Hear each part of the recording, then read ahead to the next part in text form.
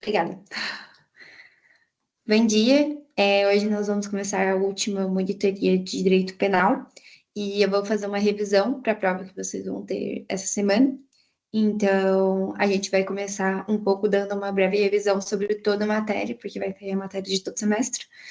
E, por último, a gente vai entrar no simulado que eu fiz e vai correr por algumas questões, tá bom? Então, começando, a gente vai começar pela primeira matéria de direito penal que vocês viram. Eu vou compartilhar aqui a tela. Eu vou usar o mesmo material que a gente usou para todo. Então, é só vocês entrarem no mesmo material, que aí vocês já vão ter tudo. Aqui. Então, a gente vai começar falando um pouco sobre o jus puniendi, né?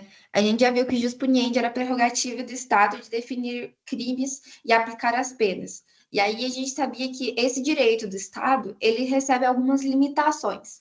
Essas limitações são por alguns princípios constitucionais. Então, por exemplo, o princípio da anterioridade penal, que precisa ter lei prévia para que comine as penas e os crimes, para que esses crimes e penas sejam aplicados pelo Estado. Então, se no tipo penal não está descrita a lei, então essa lei não pode ser aplicada, porque é uma lei que não existe, ninguém pode criar essas leis e aplicá-las indeferidamente.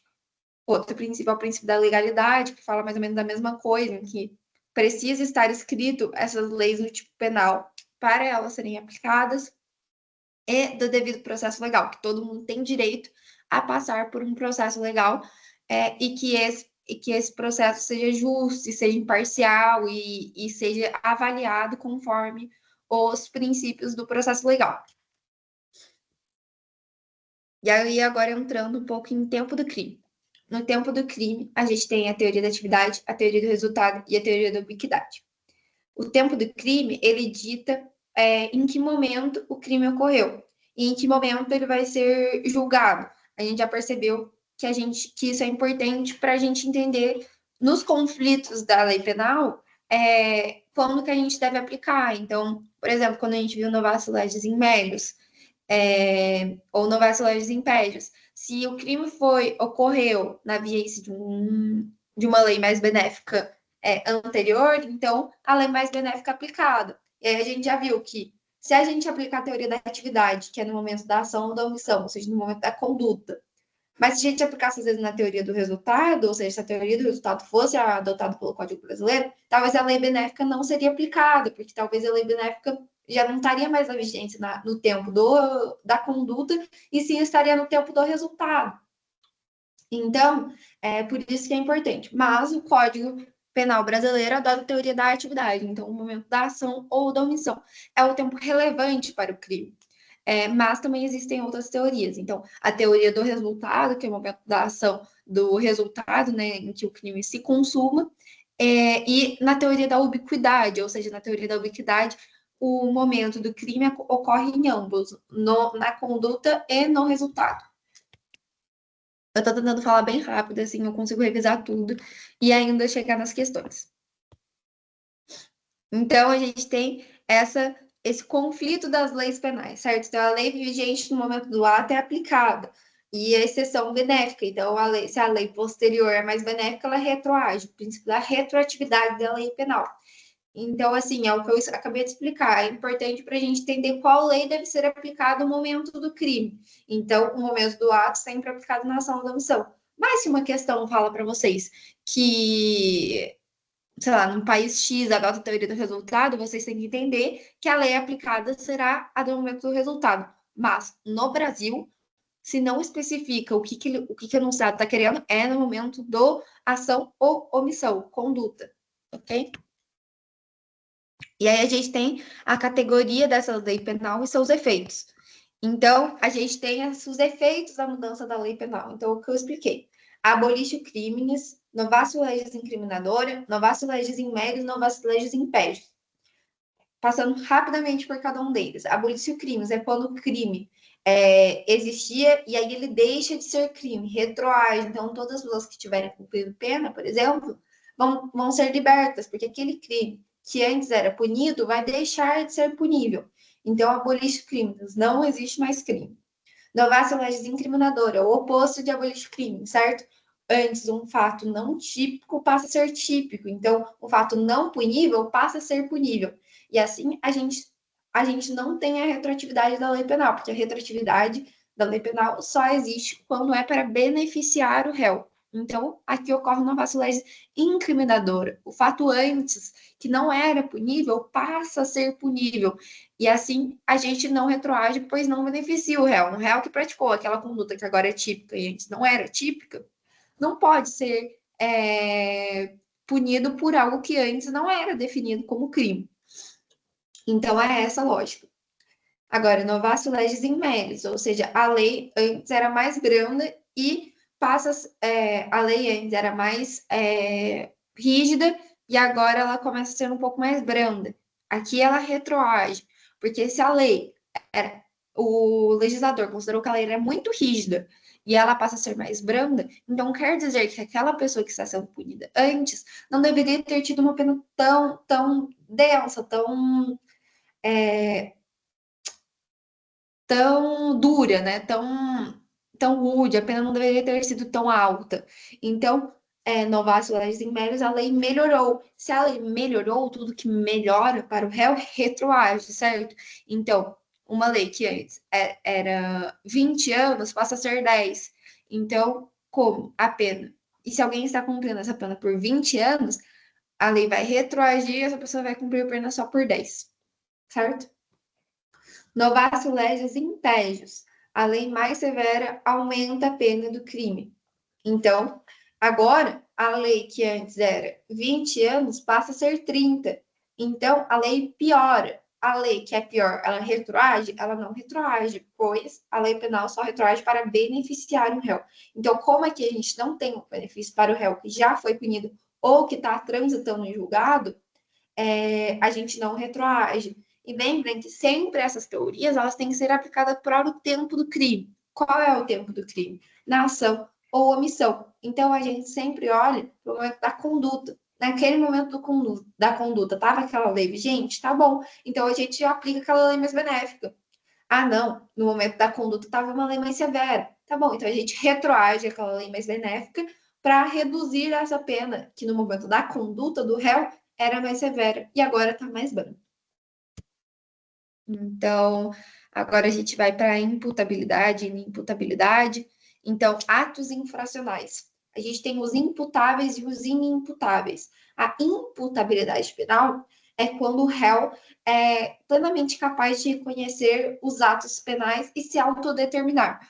Então, uma pessoa que é incapaz, ou uma pessoa que é relativamente capaz, ela não tem 100% da possibilidade de se autodeterminar. No caso dos menores de 18 anos, eles não cometem crimes, eles cometem atos infracionais. Isso é independente do tipo de crime que eles vão cometer. Pode ser um homicídio ou pode ser um furto.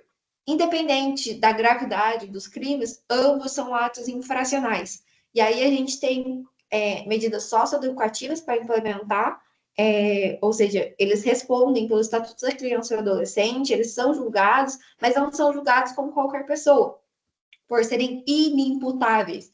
Já os imputáveis são os que podem ser punidos livremente, como qualquer pessoa, como eu, você. A gente pode ser punido por um júri, a gente pode receber um julgamento. Agora, os menores de idade vão ser julgados pelo tribunal do júri? Não vão, pois eles não cometem crime, eles cometem atos infracionais. Então, aí a gente tem a inimputabilidade penal, conforme a Constituição Federal. E aí a gente evita essas sanções criminais e sim medidas socioeducativas, pois a gente acredita que os adolescentes e as crianças têm chance de ser educadas e não punidas. A gente tem aqui os requisitos, semi-inimputabilidade, que a pena pode ser reduzida, e como classificar, tá vendo? Inimputável é o indivíduo que não compreende o ato ilícito de diversas razões, como idade, condição mental, sujeito e medidas de segurança. Semi-inimputável é o indivíduo com compreensão limitada, com penalidades reduzidas ou medidas de segurança. Imputável é o indivíduo que compreende o ato ilícito e pode totalmente ser responsabilizado. Então, aqui a gente tem as três distinções, como eu já expliquei agora um pouquinho. Mas é isso. Tem os três tipos e lembrem sempre que menores de idade não cometem crime e sim ato infracional. E aí, como a gente viu, o princípio da legalidade. Então, o princípio da legalidade é aquele princípio que a gente vê quando o crime eles têm que estar escrito e ter uma prévia combinação legal dentro da lei. Então, aquele crime precisa estar tipificado, precisa estar escrito, a lei precisa ser taxativa e ela precisa estar descrita no tipo penal qual é o crime. Então, é o mesmo princípio da anterioridade, então exige que as leis existam para ter uma punição, da reserva legal, que declara que apenas a lei formal pode criar crimes e penas. Então, só a lei pode estabelecer o que é um crime, só a lei pode estabelecer qual pena vai ser aplicada para tal crime. E aí, fundamentação constitucional, que na Constituição está previsto esse princípio da legalidade, e o Código Penal ele estrutura toda essa parte do princípio da legalidade, da anterioridade, da reserva legal. Então, todos esses princípios penais estão ditos na Constituição Federal, mas também a gente tem, né, no artigo 1º do Código Penal, não há crime sem a lei anterior que o defina, nem pena sem prévia combinação legal, e isso é o princípio da legalidade. E aí, leis temporárias e leis excepcionais.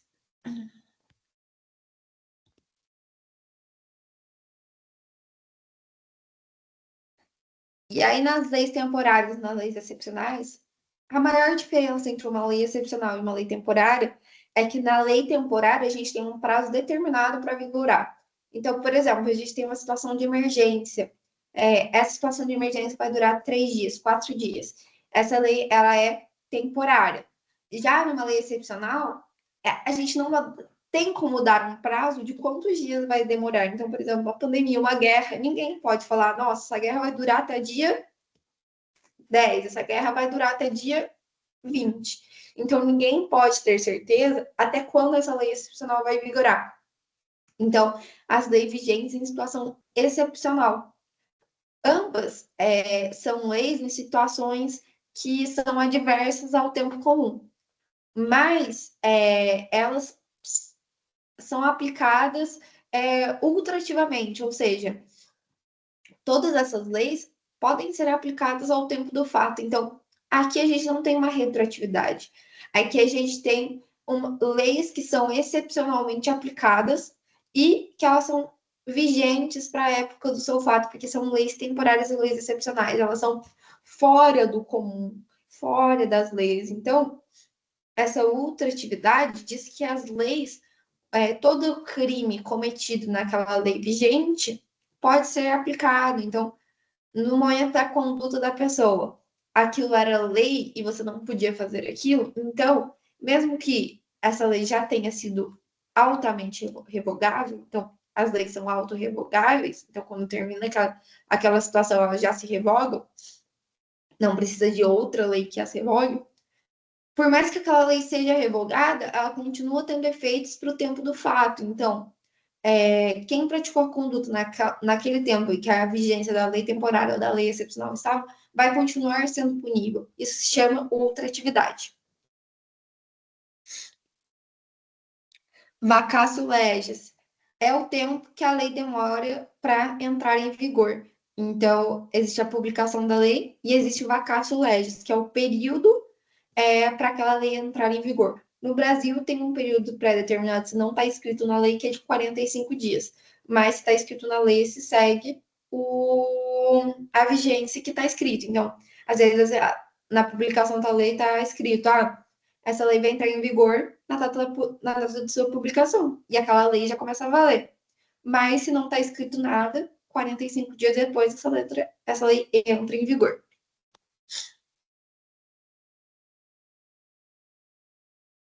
Lei Penal do Espaço. Então, a gente tem aqui o princípio da territorialidade.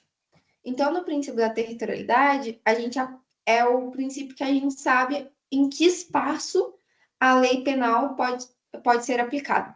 E aí, a lei penal brasileira, ela se aplica a crimes cometidos no território nacional. Então, a gente tem que entender o que é território nacional. Então, o território nacional, ele compreende as embarcações públicas e privadas, sejam aeronaves, sejam qualquer meio de transporte público é considerado território nacional, então mesmo que a gente esteja no espaço aéreo, no espaço marítimo de outro país, se a gente está em uma aeronave ou uma embarcação pública, a gente continua em território nacional. Então a lei penal é plenamente aplicável. Agora, se a gente está em uma aeronave ou uma embarcação privada brasileira em outro espaço aéreo, a lei penal do país é aplicada no crime cometido naquela aeronave, porque é uma aeronave privada. Agora, se é uma aeronave pública, ela sim é aplicada a lei penal brasileira. Então, o espaço aéreo marítimo é essa regra. Em mar internacional, ou seja, em águas internacionais, vale a nacionalidade da embarcação. Então, se a aeronave é nacional privada brasileira e está em espaço aéreo, espaço marítimo internacional, ou seja, que não é de ninguém, aí a gente tem é, aí a gente tem território nacional. Mas se é, por exemplo, da Alemanha, uma embarcação em águas internacionais, mesmo que esteja próximo do Brasil, se não é espaço marítimo brasileiro, então é lei penal alemã, tá bom? Então tá aqui, né, os mapinhas mentais. E aí, extraterritorialidade, a gente tem a condicionada e a incondicionada. Na incondicionada, a gente tem que se aplica a lei penal de qualquer jeito. Não precisa de condições para se aplicar. Então, crimes contra a vida do presidente da República, contra chefes de Estado, se aplica independentemente, não importa onde ele esteja, não importa o que ele esteja exercendo, crimes contra o presidente da República vão ser aplicados incondicionalmente à lei penal brasileira. Agora, extraterritorialidade condicionada é que precisam acontecer uma série de coisas para que esse crime possa ser aplicado para, por exemplo, um brasileiro. Então, por exemplo, se o crime for cometido contra um brasileiro e se o réu for brasileiro. Se o crime for cometido por um brasileiro, ele tem direito de ser julgado no Brasil. Bom, não sei se é um direito, né? Mas pode ser julgado pelo Brasil. Só que ele precisa entrar em território nacional. Então, e ser igualmente punível em Brasil quanto no Brasil quanto no país. E no país não pode ter sido julgado aquele crime. Então, vocês estão vendo que é uma série de requisitos que Eu essa posso pessoa tirar uma dúvida? pode sim. Desculpa estar perguntando. É que eu fiquei uma dúvida, assim, e se ele meio que, tipo assim, na incondicionada, ele é julgado nos dois países, tem que ser crime. Só que se ele, tipo assim, cumpriu a pena em um país e depois foi pro outro, e a pena Não do outro pode. for maior, Se já ele... tiver sido julgado em outro país, ele não pode ser julgado de novo aqui no Brasil. Ah, entendi. Então já fica como se ele tivesse cumprido a pena no outro país. Isso, na condicionada, se a pessoa já foi julgada no outro país, ela não vai ser julgada aqui no Brasil. Ela só vai ser julgada se naquele outro país ela não foi julgada e se o Brasil entender que existiu outro crime que aconteceu no outro país que não foi julgado. Então, ela vai ser julgada por aquele crime específico. Mas se a pessoa já cumpriu pena no outro país, já foi julgada no outro país, ela não vai receber pena aqui no Brasil. Ah, entendi. Muito obrigada. Imagina. Qualquer dúvida, pode falar, viu? Não precisa. Não precisa ter. Não tem problema me interromper, não, viu? Eita, calma aí, saiu aqui. Tá vendo a tela ainda, né? Sim. Tá, calma aí. Deu algum problema aqui na tela, mas eu vou continuar assim mesmo. Tá. E aí a gente tem conduta que a gente precisa entender um pouco sobre quando é o momento da conduta. E aí a gente tem a conduta no momento da ação ou omissão. A gente tem que identificar a primeira forma de conduta. Então, a conduta foi por ação ou foi por omissão? A conduta, quando ela é por ação, é um comportamento ativo. Então, é aquele comportamento que a pessoa fez algum ato executório para conseguir consumar o crime, para conseguir fazer o crime. Já na omissão, a gente precisa ter uma pessoa que deixou de fazer alguma coisa. Então, a ação é isso, participar ativamente, a omissão é deixar de fazer alguma coisa. Entretanto, para alguém ser responsabilizado por deixar de fazer, ou seja, por omissão, a gente precisa preencher alguns requisitos. Então, a gente precisa ter o dever legal de agir e poder agir. E aí, como a gente reconhece esse dever legal de agir? O dever legal de agir, a gente reconhece por três circunstâncias previstas no Código Penal. Então, quem tem o dever de cuidado, proteção e vigilância, ou seja, por exemplo, os pais, eles devem sim responder por omissão se eles podiam agir para evitar aquele crime. Outra possibilidade quem, com seu comportamento anterior, assumiu o risco de produzir o resultado. Então, qualquer ação que a pessoa tenha feito que pode ter ocasionado no resultado, isso é omissão, porque o seu comportamento anterior produziu o resultado, mesmo que indiretamente. Então, por exemplo, eu decidi jogar veneno na rua, na sala, e alguém foi lá, achou que era água e encostou naquele veneno. Por que eu joguei veneno naquele lugar? Eu, eu deveria ter jogado veneno lá na rua? E a pessoa, tipo, sem querer caiu, encostou no veneno? Era um lugar apropriado para se jogar aquilo? Não era. Então, com aquele comportamento anterior, eu criei um risco alheio para as outras pessoas. E assim a gente consegue entender que com esse risco criado, essa pessoa com essa omissão, então ela deixou de jogar o veneno no lugar apropriado, essa pessoa criou o risco daquela situação acontecer. Ela podia ter feito outra coisa para evitar aquilo? Podia ter jogado em outro lugar. Ela devia, porque ela criou o risco? Devia. Então, ambas as situações enquadrariam em uma omissão. E aí, a terceira hipótese que eu também trago para vocês é assumir uma responsabilidade de outro jeito para ter esse dever de cuidado, proteção e vigilância. Então, eu sou uma babá e eu vou prestar os serviços para uma mãe e falo que eu vou cuidar do filho dela. Eu assumi a responsabilidade de cuidar do filho dela. Se alguma coisa acontecer com o filho dela, é minha responsabilidade. Então, é minha responsabilidade penal. Então, nessas três ocasiões, assumiu o dever de proteção, cuidado e vigilância, assumiu a responsabilidade para cuidar, ou com o seu comportamento anterior criou o risco, a gente tem uma omissão. Não basta ter o dever legal de agir. Lembre que tem que poder agir para evitar o ocorrido.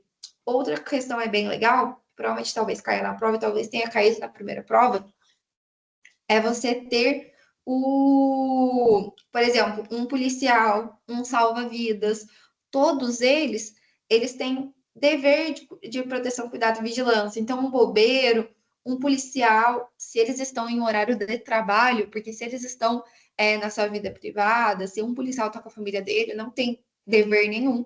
Mas se ele está exercendo a sua função, ele deve sim ter o dever de proteção, cuidado e vigilância. Então, ele tem o dever de agir para evitar o ocorrido, evitar que o crime ocorra. Então, por exemplo, se uma pessoa está se afogando no mar, salva-vidas tem o dever de salvar ele.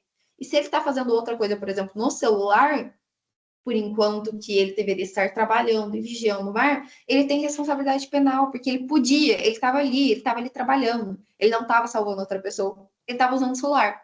E ele devia, porque ele tem obrigação por lei de cuidado, proteção e vigilância. Então, aqui a gente tem uma omissão do salva-vidas, por exemplo.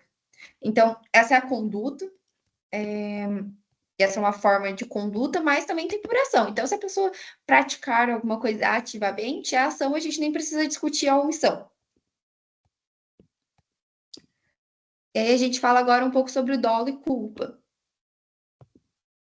Então, o dolo e a culpa. O dolo é quando a pessoa tem a intenção de causar aquele crime e não se importa com o mal que ela irá fazer. E aí a gente tem os tipos de dolo: o dolo direto e o dolo eventual. O dolo direto, a intenção é clara, ninguém duvida que aquela pessoa tinha o dolo, tinha a intenção de machucar, tinha a intenção de matar. Então, a intenção do crime contra a pessoa era muito clara. Agora, a gente tem o dolo eventual. O dolo eventual é quando essa pessoa aceita o risco de produzir, não se importando com o resultado. Então, o resultado era previsível e tá tudo bem, ela assumiu o risco. E aí é completamente diferente, por exemplo, da culpa consciente, que a pessoa talvez prevê o resultado, mas ela tem confiança, ela acredita que aquilo não vai acontecer. Então, essa culpa consciente, a gente existe uma previsão do resultado, mas a confiança que não vai acontecer é tão grande que a pessoa fala assim: ah, não, tá tudo bem. Eu tô dirigindo bêbado, mas eu tenho certeza que eu não vou matar ninguém, porque eu tenho certeza que eu confio nas minhas habilidades. E aí, na culpa, a gente não tem essa indiferença quanto ao resultado. Já no dolo eventual, a gente assume o risco. Então, não tô nem aí, entendeu? Pode acontecer o que acontecer. Numa questão de múltipla escolha, vai estar escrito implicitamente, tipo, a pessoa assumiu o resultado, mesmo com indiferença, foi dirigindo bêbado. Então, vocês têm que prestar atenção nessas pequenas palavras, que aí vocês vão conseguir identificar se é um dolo ou se é uma culpa. E aí a gente tem a outra que é a culpa inconsciente, certo? Que falta previsão, o resultado de um resultado previsível, mas, tipo, a pessoa nem passa na cabeça dela que aquilo pode acontecer. Então, eu tava avançando no sinal vermelho. Pô, a rua tá vazia, eu nem pensei que isso poderia acontecer. E do nada, sei lá, surge um motoqueiro e acelerou e eu bati naquele motoqueiro, matei aquele motoqueiro. Foi uma culpa inconsciente, entendeu? A pessoa nem pensou que aquilo poderia acontecer. Responde por um crime? Responde por como se tivesse sido culposo, certo? Homicídio culposo. Mas, pô, gente, é muito menor a pena de um crime com culpa que com dolo, certo? Então, essa é a diferença. O mais difícil de identificar é o dolo eventual com a culpa consciente, mas tentem pensar nessas pequenas palavras, assumir o risco, com indiferença, avançou. E aí a gente consegue identificar no tipo penal qual que se é a culpa consciente, se é dolo eventual.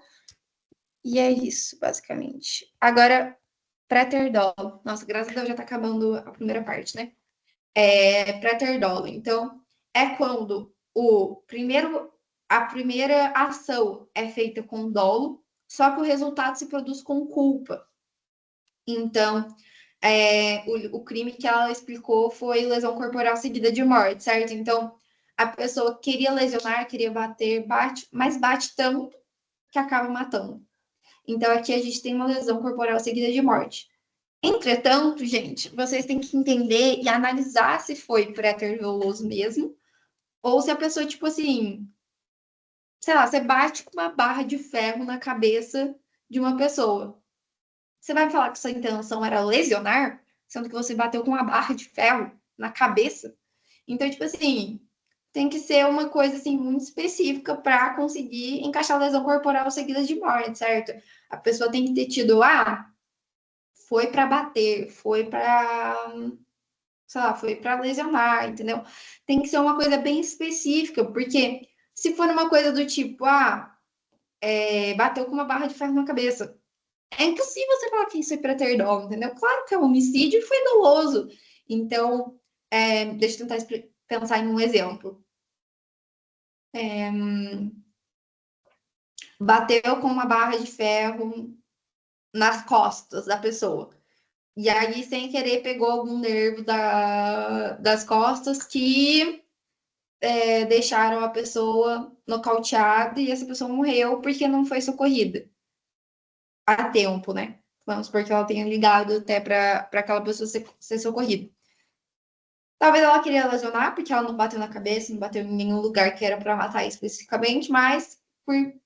Gente, não entendo de medicina, mas pegou em algum lugar do corpo daquela pessoa que atingiu o cérebro e matou. Então, aí a gente pode até falar, tipo, nossa, nem bati na cabeça, nem bati no coração, não bati em nenhum lugar que era para matar. Então, aqui a gente tem uma culpa no resultado mais gravoso, ou seja, no homicídio, Mas a gente tem um dolo, assim, eu realmente queria machucar aquela pessoa, realmente, sei lá, queria deixar aquela pessoa tetraplégica, mas não queria matar. Então, são intenções diferentes em que o ato se produz com dolo, mas o resultado é culposo. Outro exemplo, que é um dos exemplos que a gente está estudando agora na minha turma, é, por exemplo, aborto seguido de morte. Então, a pessoa pratica um aborto, só que, em decorrência do aborto, a mãe morre porque o aborto foi mal praticado. Então, o aborto é um crime. Aborto, então a pessoa vai praticar o aborto na gestante, e aí, por alguma lesão no aborto, decorre de morte. A morte foi com culpa, certo? Aquela pessoa não queria matar a gestante, aquela pessoa só queria produzir o aborto.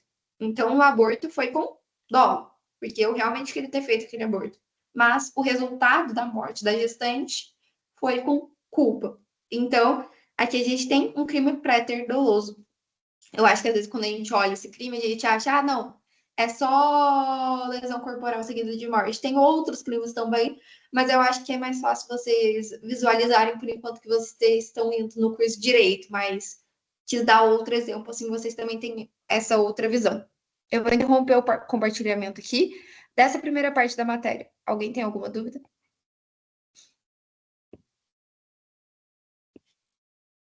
Não, Se não, Giovana.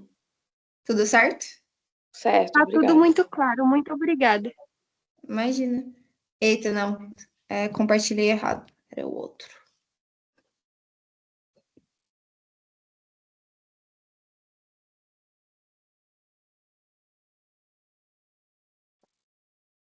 Agora, erro de tipo. Erro de tipo é uma matéria em que a gente tem um erro sobre alguma das elementares do tipo penal. Então, elementar são todas as palavras que descrevem o crime. E aí a gente tem algum equívoco sobre alguma dessas palavras e alguma dessas figuras típicas do crime. E aí a gente tem o erro de tipo essencial ou o erro de tipo acidental. Então, o erro de tipo essencial recai sobre alguma das figuras que compõem o tipo do crime. Já o erro de tipo acidental, ele não necessariamente recorre sobre as elementares em si dentro do crime, mas talvez subjetivamente sobre essas elementares. Então, no crime de homicídio, por exemplo, matar alguém, esse alguém pode ter tido um erro sobre a pessoa, certo? Não é necessariamente sobre elementar alguém, é sobre o tipo penal, é sobre a pessoa que foi matar. Então, tá, eu matei alguém, mas eu queria matar minha mãe e matei minha irmã. Então, eu tive um erro subjetivo, certo, sobre alguma das elementares. E aí a gente tem, no erro de tipo essencial, a gente tem um erro de tipo evitável e inevitável. O erro de tipo inevitável é aquele erro que qualquer pessoa cairia.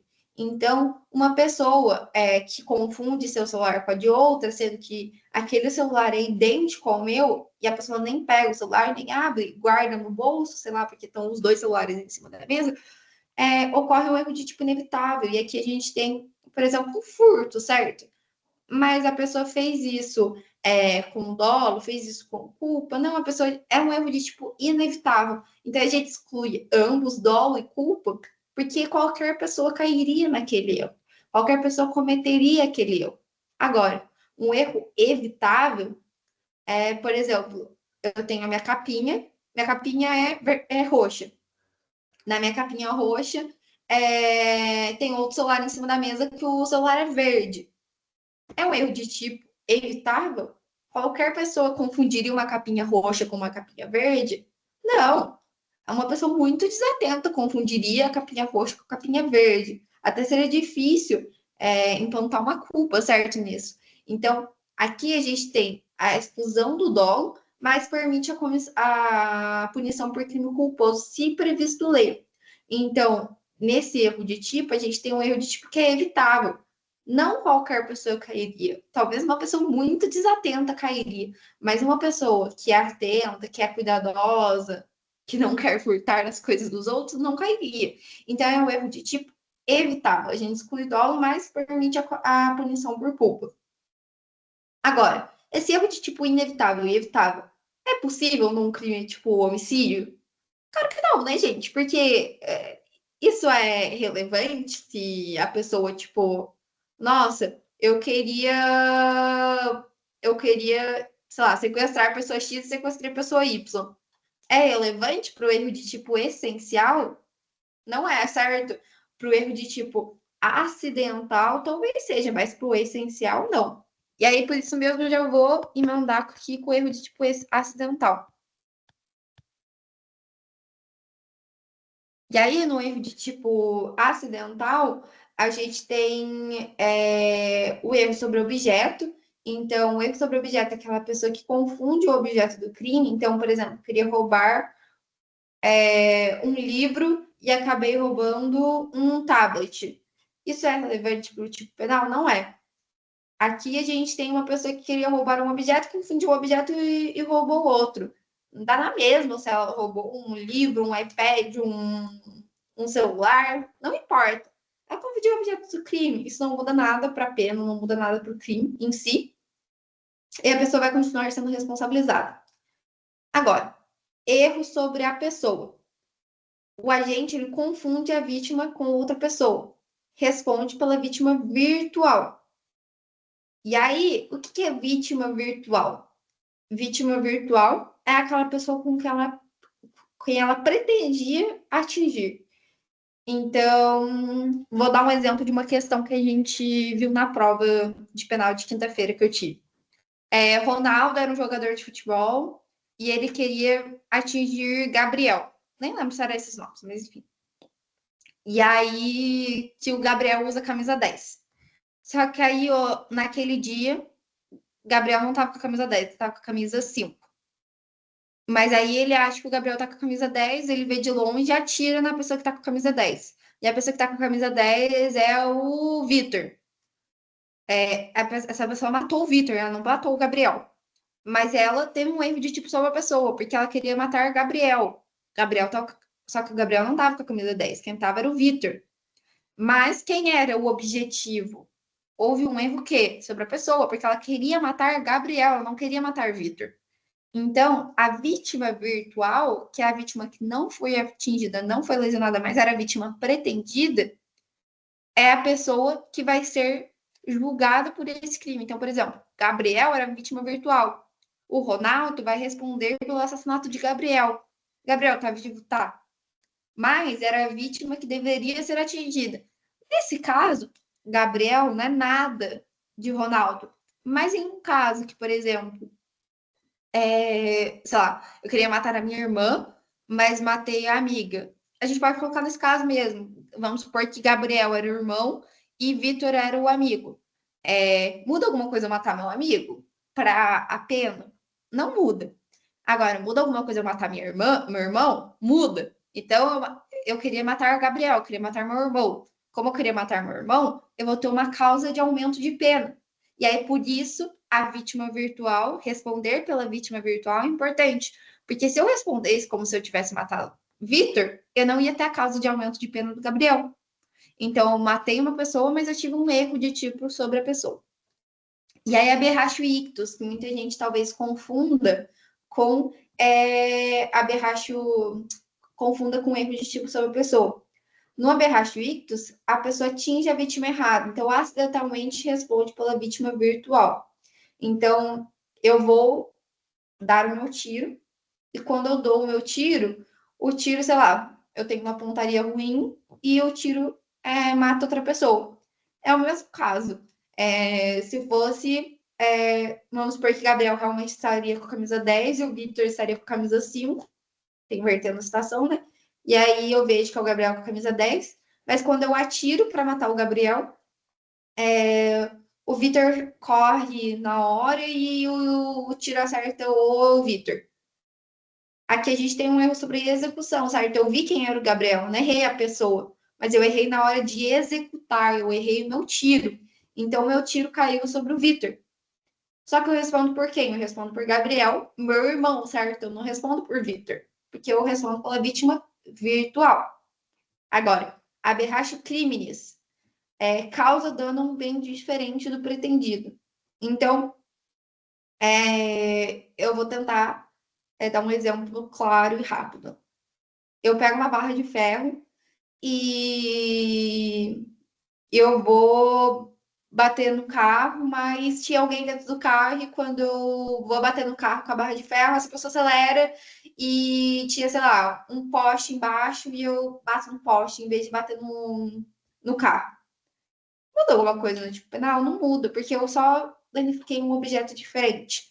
Mas aqui a gente tem um erro sobre o objeto pretendido foi diferente. Então, é diferente do agente que confunde o objeto do crime? É, porque aqui a gente tem mais um erro sobre a execução a qual recai o objeto bem pretendido do crime, do que sobre o objeto em si, que, por exemplo, eu queria furtar. Não, aqui a gente tem um dano diferente, ou um bem diferente do pretendido. E aí, essa é mais ou menos a principal diferença entre aberratio crimes. Aberratio crimes não recai sobre pessoas, tá bom? Então, é um dano a um bem. Um bem é uma coisa física, material, que não é uma pessoa. Agora, essa matéria é bem legal. Eu gosto, pelo menos. É o intercrimes. Então, é o caminho do crime, né? Como as pessoas costumam dizer. É todo o caminho do crime para conseguir consumar e conseguir fazer um crime. E aí a gente precisa analisar cada etapa do intercrimes. Então a gente tem a cogitação. Então, potencialmente, o criminoso ele pensa em fazer um crime, talvez arquiteta o plano inteiro, entende qual crime ocorrer, pode fazer, quais são as melhores técnicas, e aí ele cogita, ele pensa na sua cabeça, não faz nada, só pensa, cogita, pensa como que ele pode fazer, mas na sua cabeça.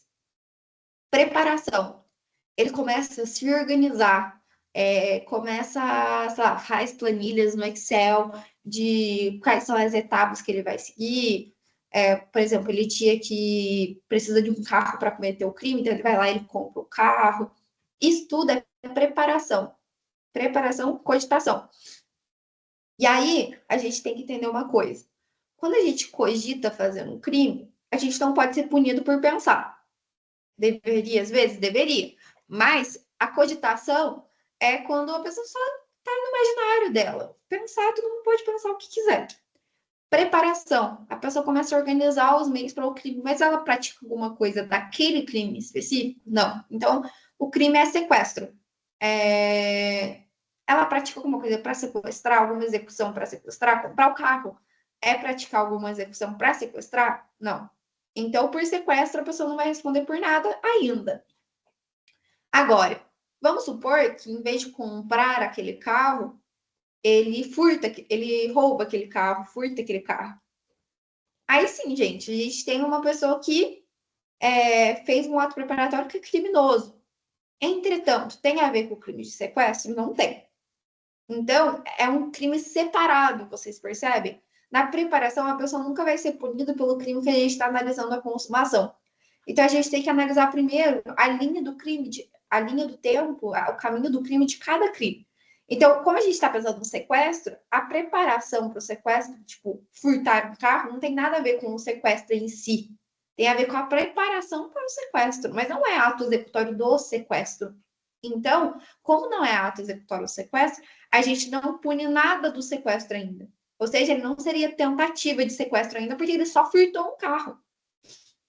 A gente, sim, no caminho do crime do furto, a gente tem a cogitação, tá, do sequestro, aí a gente tem a preparação para o furto, então a pessoa vai lá e pensa como que ela vai furtar aquele carro, a pessoa vai lá ter um lugar onde vai furtar o carro, então a gente tem a execução em que a pessoa vai, sei lá, viola a maçaneta do lugar onde está o carro, e aí vai lá e furta o carro, consuma o furto daquele carro. Aí sim, a gente tem o caminho do crime do furto. E aí, por isso, o crime de furto é punível. Mas, para o sequestro, ele é só uma fase de preparação. Então, a gente tem a fase de preparação, e aí a gente começa a fase de execução. Então, a fase de execução seria, por exemplo, pegar aquele carro que ele comprou, ou que ele furtou, e ir até a casa da vítima e começar os atos executórios. Então, por exemplo, já invadir a casa da vítima, sei lá, amarrar a vítima. E aí, quando a gente coloca aquela vítima dentro do carro, pronto, já consumou, certo? Aquela pessoa já está 100% das mãos do sequestrador. Então, a gente tem aquela fase de execução em que a pessoa entra na casa da vítima a partir do momento que aquela pessoa está na posse do sequestrador, já se consumou o crime de sequestro, certo? Mesmo que seja por breves momentos. Então, o crime é consumado. Então, execução totalmente punível para o crime de sequestro, já quando entra na casa, já quando vai a vítima está sob posse, então, tipo, a vítima não pode fazer outra coisa que não seja o sequestrador queira que ela faça. Aqui a gente está executando, e aí a consumação chega quando essa vítima está completamente rendida para o sequestrador. E aí a gente tem a execução, que é punível por tentativa de sequestro, e a consumação, que o crime é completado, 100% punível. Lembrando que na tentativa a gente tem uma redução de 1 a 2/3 do crime. Então, por isso que é importante a gente entender o que é execução e o que é consumação. Acho que, inclusive, é a próxima matéria, né? Crime tentado, crime consumado. É isso mesmo. Então, no crime tentado, a gente tem, por circunstâncias alheias à vontade do agente, o crime não é consumado. Então, alguém, por exemplo, nesse meio desse sequestro, entra na casa e para o sequestro no meio, entendeu? Não vai sequestrar. Então, o crime de levar até a pessoa para outro lugar do sequestro não é consumado, porque alguém chega antes dessa pessoa, sei lá, ficar rendida. Então, antes desse sequestrador ter contato com a vítima, alguém chega e já, sei lá, age em legítima defesa e pula em cima do sequestrador e prende aquele sequestrador. Já é um crime tentado. E aí é por circunstâncias alheias à sua vontade. Ele não entrou na casa e falou: ai, não vou mais sequestrar. Não, alguém chegou e impediu aquele sequestro. E aí a gente tem um crime tentado. E aí, tentativa perfeita e imperfeita. Na imperfeita, ele não concluiu a execução por interferências externas. Então, ele entrou na casa, estava chegando perto da vítima, alguém prendeu essa pessoa, impediu essa pessoa. Já na tentativa perfeita, a gente tem um agente, sei lá, já com a vítima, esperando a vítima se render para ele. Só que alguém chega justo nessa hora que ele está de cara com a vítima. Aqui a gente tem uma tentativa perfeita, ele já realizou todos os atos executórios. A única coisa que falta é render a vítima. Mas por uma situação alheia à sua vontade, na tentativa é bem importante saber isso, ele não queria parar de fazer aquele ato. Ele parou porque alguém impediu, certo? Então, é bem importante vocês entenderem toda essa parte do caminho do crime para entender a tentativa imperfeita, a tentativa perfeita, analisar cada crime específico, no homicídio específico, que é o mais fácil de visualizar, na tentativa perfeita. A arma estava completamente carregada, ele descarregou aquela arma completamente naquela pessoa, mas o socorro chegou a tempo e aquela pessoa sobreviveu. Por circunstâncias alheias à vontade, aquela pessoa sobreviveu. O resultado só impediu de ocorrer. Agora, a tentativa imperfeita. Ele deu 2 tiros só, e aí alguém chegou. Ele não conseguiu terminar todos os atos executórios, porque ainda existiam balas, então é tentativa imperfeita.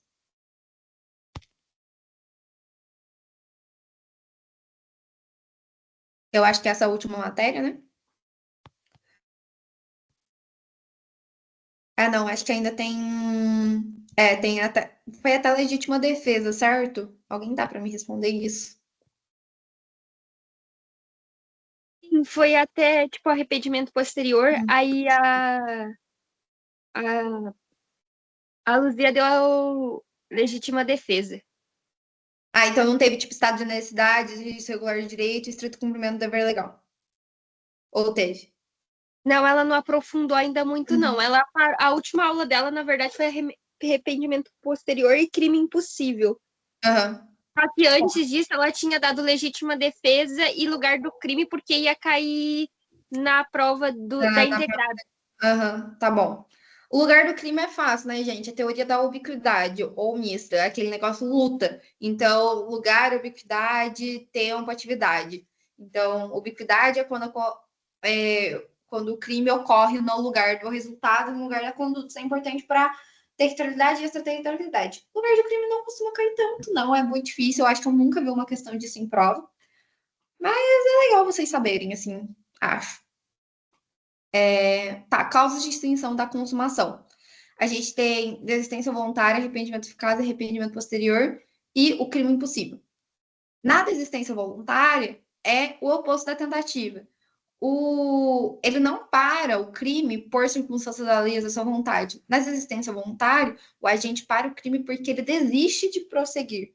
Então, na desistência voluntária, o agente ainda tem fatos executórios para fazer, ainda tem ações executórias para fazer, então ainda tem munições para descarregar na arma, mas ele decide, por um ímpeto dele, por um profundo arrependimento, desistir da execução e ir embora. Então, ele desiste de continuar fazendo os atos executórios do homicídio.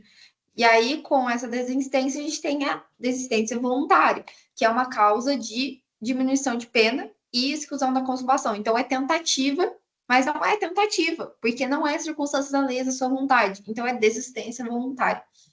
Nunca falem que é tentativa, porque é desistência. É diferente de tentativa. Na tentativa, é uma circunstância alheia à sua vontade. Agora, no arrependimento eficaz. No arrependimento eficaz, eu não tenho mais nada para fazer. Já foi todas as munições da arma. Mas ele, através de uma ação positiva, então é importante vocês, quando olharem na prova, entenderem que no arrependimento eficaz a gente tem uma ação positiva. Se não tiver uma ação positiva, não é arrependimento eficaz. Precisa dessa ação positiva.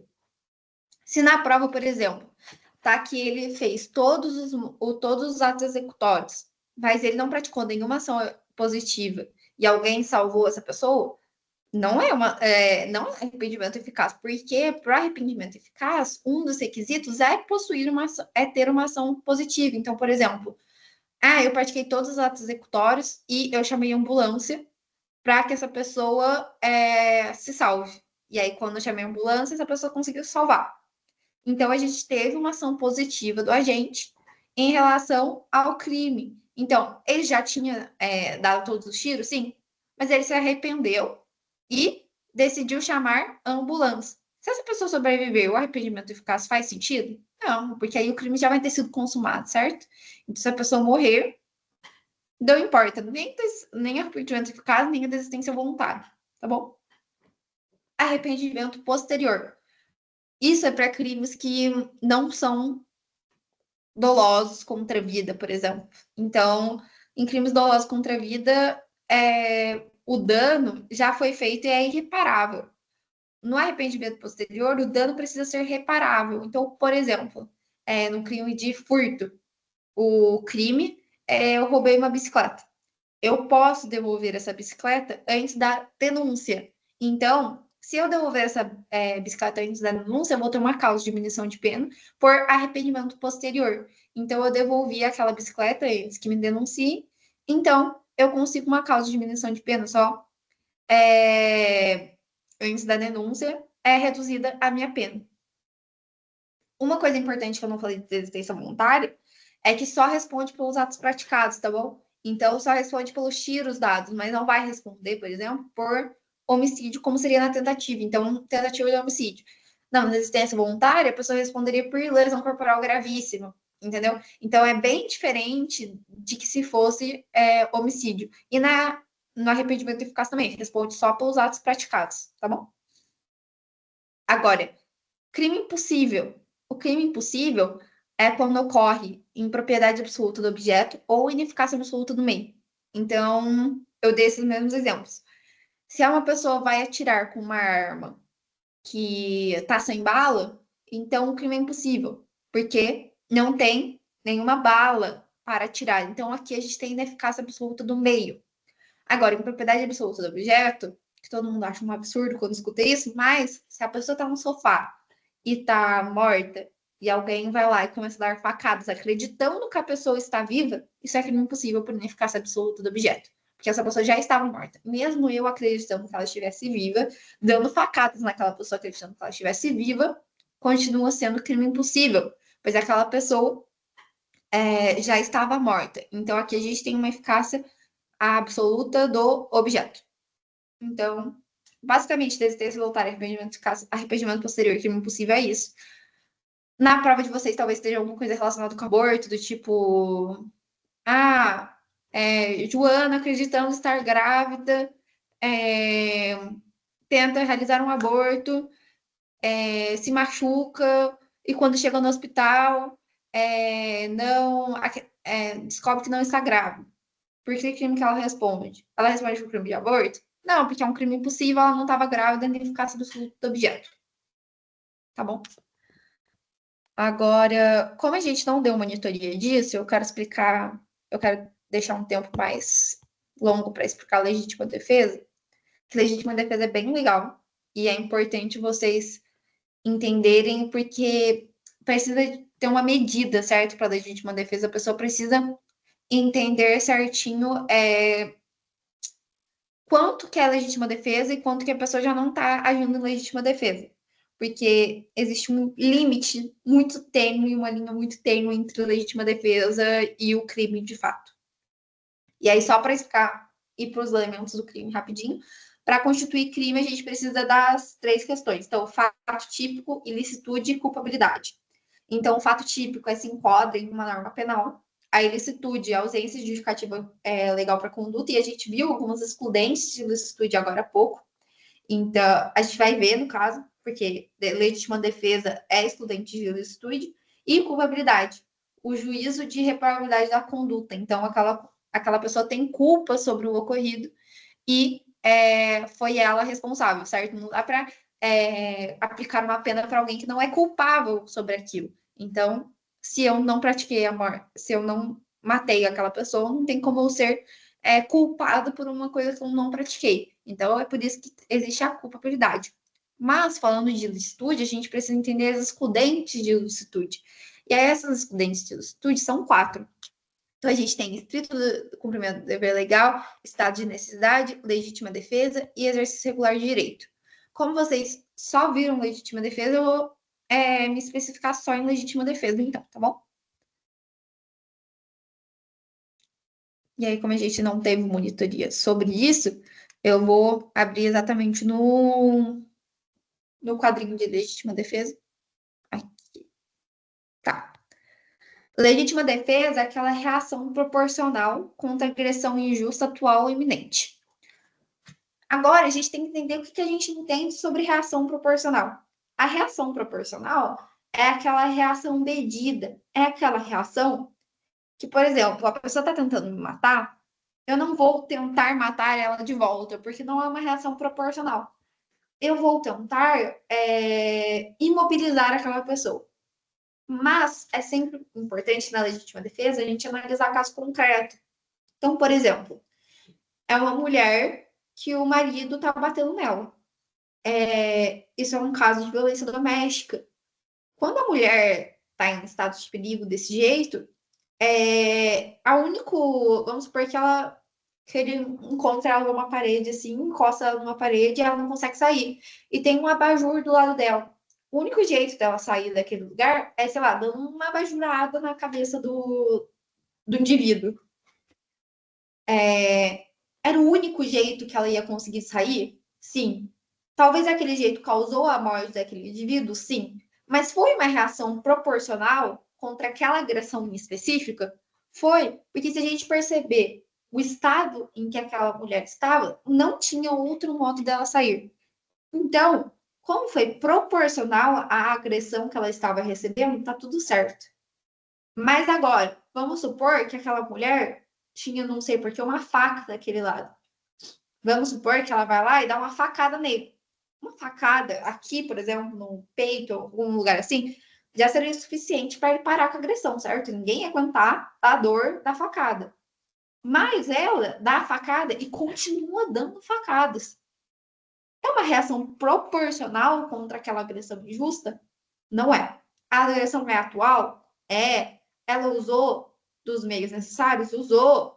Mas usou moderadamente de tais meios? Não utilizou moderadamente aqueles meios. Então, não é legítima defesa. Para ser legítima defesa, a gente precisa usar moderadamente dos meios. Se aqueles meios não são utilizados moderadamente, então aquela agressão atual, injusta, não importa, porque vai continuar sendo, sei lá, homicídio, entendeu? Ela não vai ter uma excludente de ilicitude. Então, por isso que é importante, na legítima defesa, a gente entender que aquela pessoa utilizou dos meios necessários, mas utilizou moderadamente daqueles meios numa agressão atual injusta. Aquela agressão precisa ser atual. Se uma mulher, por exemplo, sofria violência doméstica hoje de noite, e amanhã de manhã eu pego e saqueio o meu marido, é uma agressão atual? Não é, porque a agressão atual é no momento. Se eu tiver a noite para pensar, tiver a noite para sair de casa de manhã e fui para o centro e não fui denunciar, mas sim voltei para minha casa e esfaqueei a pessoa, mesmo que tenha sido só uma facada, aquela agressão não era atual, não era aquele momento. Iminente é quando você se sente constantemente ameaçado. Então, vamos supor que aquela mulher estava proibida de sair de casa, o cara fechou todas as portas e o único jeito dela sair era, sei lá, dando uma facada na perna e saindo correndo, porque ela é iminente, ela pode acontecer a qualquer momento. Tá tudo bem. Mas vamos supor que a pessoa dá uma facada no coração, na cabeça, no pescoço. Ela usa moderadamente dos meios necessários? É discutível, entendeu? Ela poderia ter dado a facada em outro lugar, porque ela poderia ter dado a facada e fugido mesmo que fosse uma facada na perna, entendeu? Então, vai depender de cada caso concreto. A agressão precisa ser atual, iminente, então ela precisa estar agressada. Se ela sofreu agressão de noite, no dia seguinte ela saiu, fez as compras dela, voltou e deu uma facada, não é atual iminente.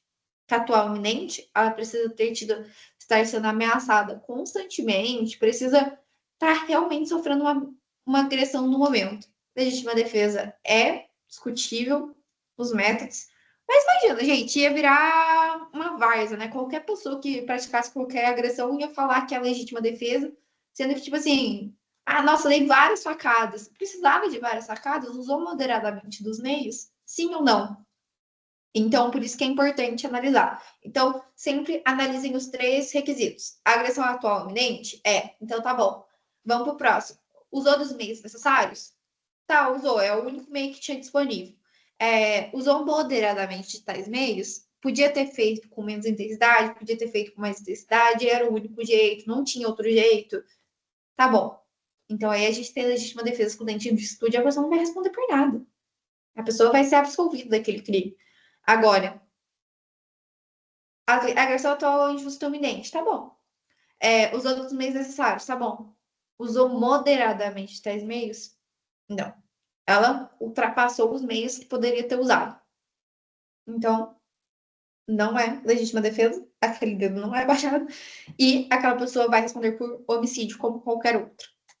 Então, legítima defesa, eu tentei explicar o mais rápido possível, porque eu já passei do tempo que eu deveria estar dando aula, mas eu tinha deixado simulado para a gente ver junto, mas como não deu tempo, eu quero saber se alguém tem alguma dúvida específica sobre a questão, alguma questão do simulado.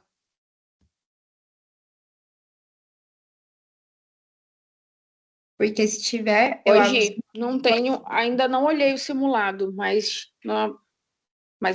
pela aula foi tudo bem, tá bom? Ah, tá bom. Qualquer dúvida é só mandar mensagem, tanto para quem está assistindo pelo YouTube, tanto para você que está aqui. Pode mandar mensagem, pode. Qualquer horário, juro, gente, não tem problema. Se quiser mandar de madrugada e eu não olhar, eu olho de manhã, não tem problema. A prova de vocês é quando? De penal. A prova é terça-feira.